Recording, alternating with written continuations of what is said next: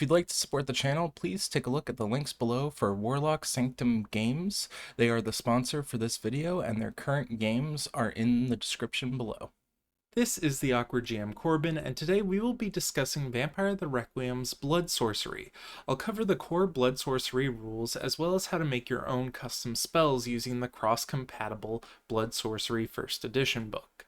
There is a purchase link in the description below, and if you end up buying anything from the affiliate links below, it really helps the channel out. Each Vampire Covenant has its own perks, and for some it comes in the form of Covenant-specific Blood Sorcery. The main traits all Blood Sorcery shares is that they are rituals that take an extended period of time to perform and have a cost to cast. These effects usually last until either an action is performed, the next sunrise, or the next lunar cycle occurs. The two main types of Blood Sorcery are found in Vampire the Requiem 2nd Edition's core book. Theban sorcery, which are the divine miracles performed by the Lancea Sanctum, Cruac, which are the paganistic rites performed by the Circle of the Crone.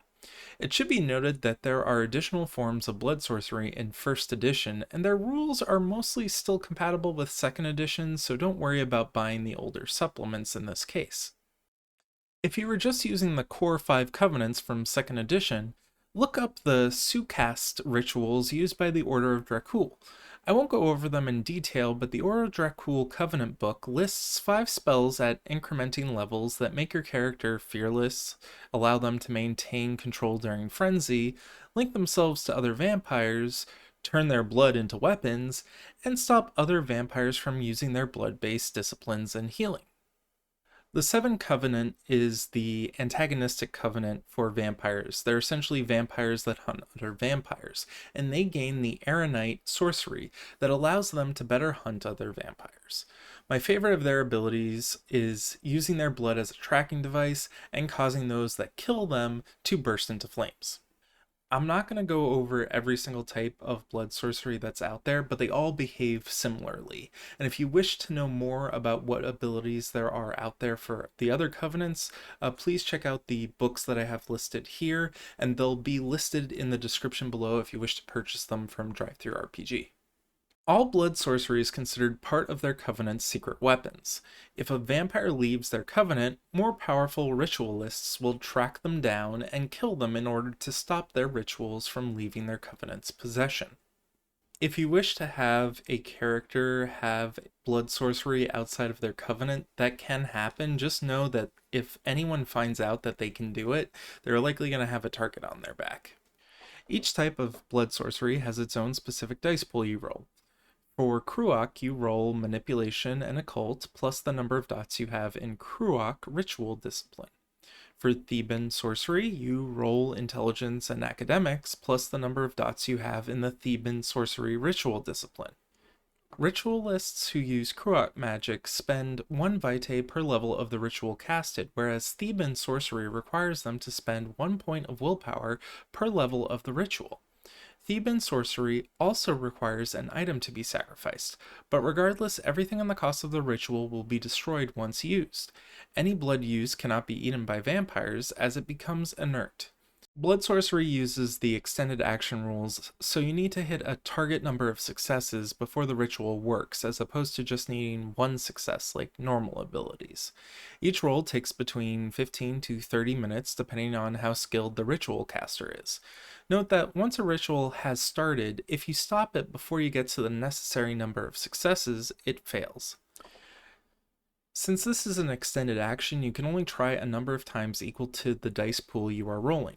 So Manipulation plus Occult plus Cruac for Cruac, and Intelligence plus Academics plus Theban Sorcery for Theban Sorcery. If any of your ritual rolls come up a success, you add the number of successes to the previous successes you rolled. Once that total reaches the target number, the spell goes off. In some cases, you'll need to know what the potency of the spell was you cast, and that's the amount of successes above the target number you get. So if you need 6 successes for a spell to go off, and you got 8, then the potency would be 2. If you get no successes, you fail the ritual roll and gain the stumbled condition, which gives the ritualist a -3 to further rolls in this ritual. Or you could choose to give up on casting the spell, but the resources used are lost. Dramatically failing gives the Cruac ritualists tempted, which causes them to be more likely to frenzy. Theban ritualists become humbled, which means they get a -2 to their resolve and they cannot regain willpower from their dirge. On an exceptional success, the Cruac ritualist becomes ecstatic, which allows them to resist frenzy more easily, and the Theban ritualist becomes raptured, which allows them to ride the wave of their frenzies more easily. Most spells targeting an unwilling individual are either contested or resisted. This is factored into each ritual roll. Conscious victims may spend willpower to defend against the ritual. In my opinion, they should be allowed to do this even if they don't know the casting is happening. But that's my personal opinion. Feel free to say that if a target can't sense a ritual being performed, then they can't resist it. Vampires, however, immediately know when a ritual is performed on them, even if it fails, but not what the ritual does. Additionally, the blood sympathy between the target and the ritualist is increased by 2 ranks or up to thrice removed if they have no sympathy before. There are 2 merits that help with extended actions that can be useful for ritual casters. The first one is good time management, which halves the amount of time it takes to perform an extended action, and patient, which adds +2 tries to your maximum number of tries for performing an extended action. If you'd like to test out Vampire the Requiem's Blood Sorcery, please check out our sponsor, Warlock Sanctum Games' Vampire the Requiem game that is currently being held on Tuesdays at 6 p.m. Eastern Standard Time. Link in the description below. There are 10 Cruac rituals in 2e. They are represented as very primal and are about being in touch with the vampire's inner beast. My favorite damage dealing rite is feeding the Crone, which allows the ritualist to do aggravated damage with their bite, at the cost of not being able to feed while it's active. My favorite utility rite is Cheval, which a ritualist can use to see through their target's senses. It could be very useful if you're able to cast it on an enemy, but just as useful if you want to cast it on an ally who is scouting ahead, just in case they need assistance and can't communicate back to you. There are 10 Theban sorcery rituals in 2e. They are themed similarly to holy miracles, as the Sanctum believe their power comes from the divine nature of vampire's curse from God. My favorite damage dealing miracle they get is Brandishment of Sin, which can do either lethal or aggravated damage to a target. My favorite utility miracle is the Gift of Lazarus, which gives them an undead servant to assist them.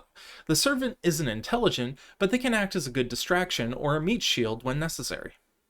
Now, Blood Sorcery in the core rules is pretty basic, about 20 rituals, but not much else. In the Blood Sorcery 1st edition book, there are rules for creating your own Blood Sorcery spells. This gives vampires access to mage-esque levels of creativity with their spells. Remember, these rules are very open to interpretation and homebrewing, so expect players to find odd combinations.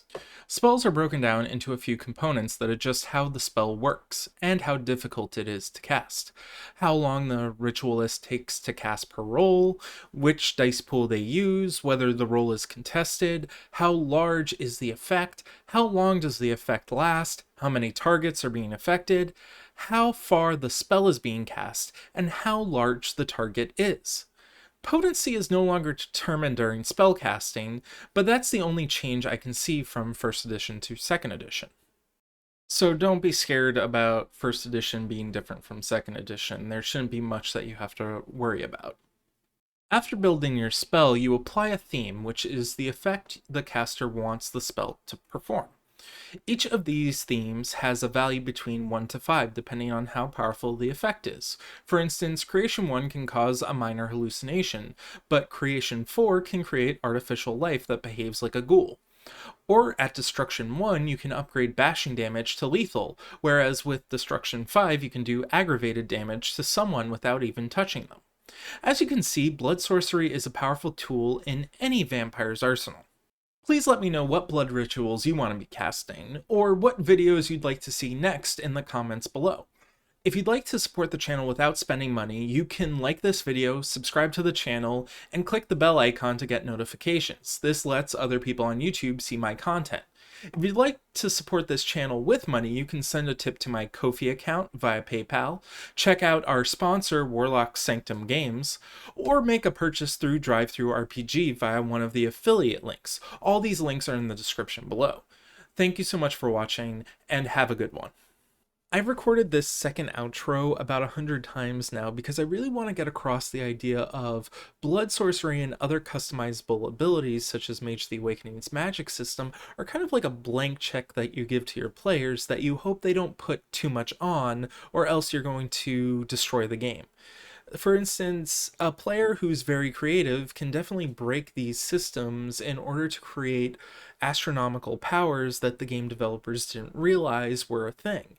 And a lot of these game designers think, oh, it's a narrative game. It doesn't matter if the power is busted. It's just it's narrative flavor that the players can now use. But as a game master, you really have to balance these powers.